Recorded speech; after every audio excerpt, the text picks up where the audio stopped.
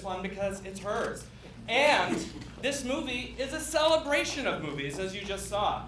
And before we even get started, because Severin is putting out the Blu-ray, and I know they just announced the Ray Dennis Steckler box set, a little bit of trivia, the camera that Jack Donner uses in the movie belonged to Ray Dennis Steckler. It was his personal camera that was purchased by one of the producers. That's true. I don't think your microphone's on. Well, I'm really Is this talking microphone loud. on? It doesn't sound like it, right?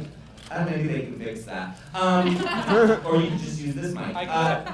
Did you hear that great trivia? Great. That's true. Okay, here you go. Thank you. All right, Peaches, I want to start with you. Check. Oh, it's on. Awkward. So Peaches, I want to start with you because we're talking about the celebration of movies, and this is born out of your love of the Grindhouse movies of Herschel Gordon Lewis, Ted V. Michaels, and this movie began as a short film called Grindhouse. Could you talk a little bit about the trajectory from the short film to gathering all these wonderful people to be part of this? Yeah, I was making really silly, like no budget, or like if there was a budget, it was a couple $100, short films in San Francisco, and I was showing them at my Midnight Mass movie series, which was a midnight movie series where we did drag shows before the movies. And I had made a bunch about, well, me and other drag queens in the city doing sort of parodies of horror films. And I wanted to do something that wasn't Peaches focused, and so I came up with the character of Deborah Denise. And like I said, it was really about my anxiety around losing movie theaters. A lot of movie theaters had closed already in San Francisco. And so, yeah, Grindhouse was essentially just a very short snapshot of what became All About Evil. Great. And Darren, we're going to go down to the end here. Darren, you discovered Peaches through these short films and on Friendster? Yeah, this drag queen called Peaches Christ friended me on Friendster, and I looked her up on a website, www.peacheschrist.com, and I was like, oh wow, who is this brilliant drag queen in San Francisco who does these midnight movies with these drag performances preceding them? Why do I not know who they are? This is before social media. What was going on in San Francisco, we didn't necessarily know in Los Angeles. And so I think that we talked, and I came up here. Okay, so Darren Stein wrote and directed a movie called Jawbreaker. So I was, of course, a fan of Jawbreaker, but then Darren was on NPR's This American Life, and I listened to, I'm a nerd that way, I listened to This American Life, and I was like, how cool, he's on This American Life. And you were talking all about your childhood, and making movies, and loving horror, and it was as if I was like hearing myself be interviewed. It was so strange, it was so surreal, like everything he was saying. So I found him on Friendster, and friend requested him, and then he came to San Francisco, and we met, and it was kind of like, I swear, like from that moment on, we've been besties. It was like meeting a long-lost brother / sister. Yeah. So, Thomas, when you were approached to do this movie and asked to come into the world of horror and drag, you were in the middle of a very different kind of a role, and Peaches came to visit you on the set of Terminator, correct? Yes. I was doing straight boy drag. Yeah, I was playing John Connor on a Terminator TV show at the time. And I know Darren for some time, and obviously was a fan, and loved him personally, and he called me and was saying, there's this filmmaker, Peaches Christ, and they both came to the set when we happened to be filming at a military base. And these two walking out of the military base was just like a major sigh of relief. And then you saw a stack of John Waters DVDs in my trailer, and we knew that we were a good fit, and the rest is history. That's true. He had Desperate Living, and he went on and on about Desperate Living, and I was like, I know Mink Stole. We're friends. And it was like so weird to me that I was on this multi-million-dollar huge TV show, and you were like playing opposite Brian Austin Green that day, and all this military stuff with all these guns and tons of extras. And then we get into his trailer, and it's like he had a Dream Warriors DVD and a Desperate Living DVD, and I said, you have to do my movie. Really, you have to do it. And I did. I had to do it. Well, she knows Mink Stole. That's all it took. Now, as we've been talking, it's been very clear that from the DNA of this movie comes chosen family, people that you brought into your world and that get excited to return. And Mink was the first person to ever come and do Midnight Mass back when it was a stage show that was outside of this San Francisco family. And good on you for jumping in on all this crazy. But I want to jump into the movie crazy for a second because you in your career have been asked to do a lot. But what happens? Never did. What happens in this movie with the effect with the needle was particularly a lot, and I wanted to ask you about that because if that went wrong, it could have really gone wrong. If she had cut me, I would have killed her. No, she didn't hurt me at all. But that was the harder part was getting the thing made in the first place. It took several tries to make the prosthetic. So that was, with gauze around my face for 2 or 3 hours. So that was not fun. The worst part of it was that I couldn't talk. And I'm pushy and chatty. So it was like, why are we, I was like, I'm scribbling on notes. What's keeping us? Let's move this fucking thing along. That was the hard part, but she didn't hurt me.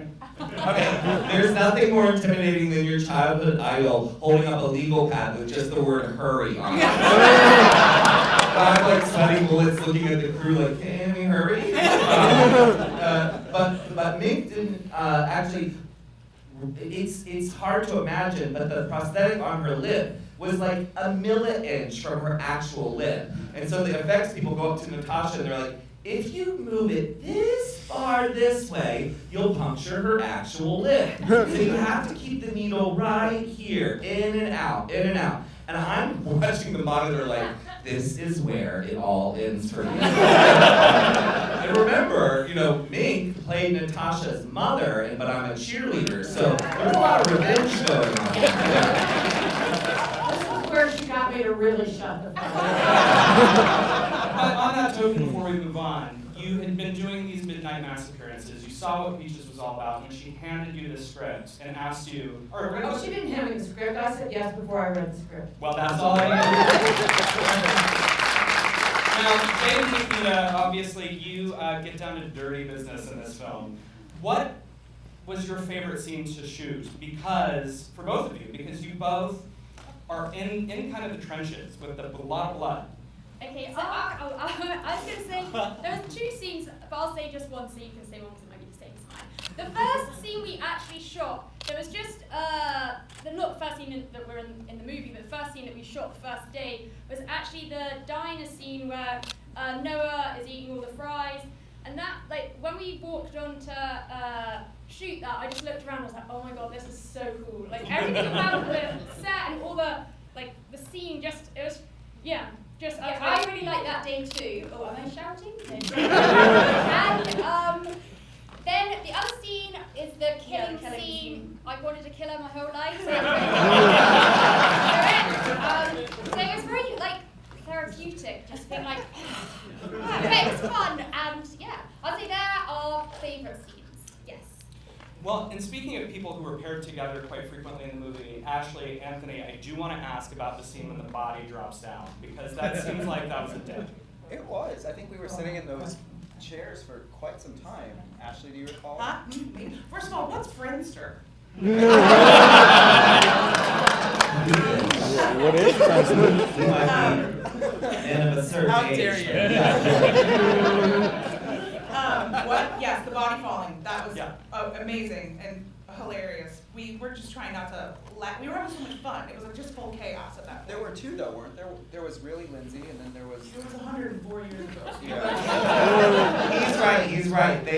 What they did was they had a dummy. Yeah. And so we would shoot it so that the dummy, you saw that falling through the frame, and then of course the close-up was the actual actor, yes. Right. Oh, I see what you mean. I thought you meant oh yeah, gotcha. Yeah. Yeah, it was so much fun. But at that point, it was towards the end of the shoot, and we were doing it all sort of that whole end sequence all at once, and it was we were all together, and it was just the best day ever. I just remember being so happy. And covered in blood. And then we went to breakfast because it was a night shoot, and so we got off work and went to breakfast at 7 a.m. with all the lovely families, and we were just covered in blood. Having it all Good. Yeah. We'll stay bloody. It's fine. Now, let's. Wait, Did I answer your question? You did answer the question. I should say, just because I just figured this out, these two, Ashley and Anthony, have the record for the most added lines in the thing, because for Shudder I had to go through and give them an actual script of the actual dialogue. So I was looking at the real script, and it was only you two really that would have. I would be like, oh, none of this was in the script. They just added it. So kudos to you for getting all those extra lines in there. It's like alternatively good for you.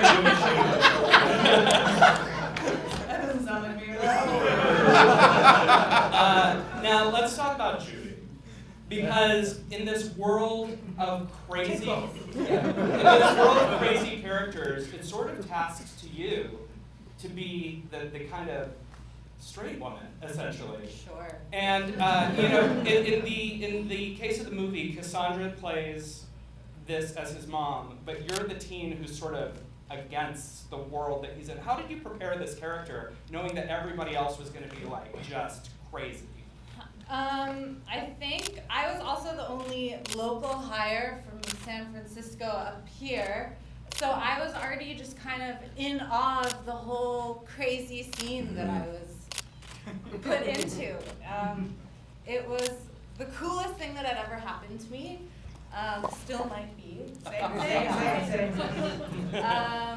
And yeah, it was the first movie, it was the first feature, it was the first everything. I got my SAG card.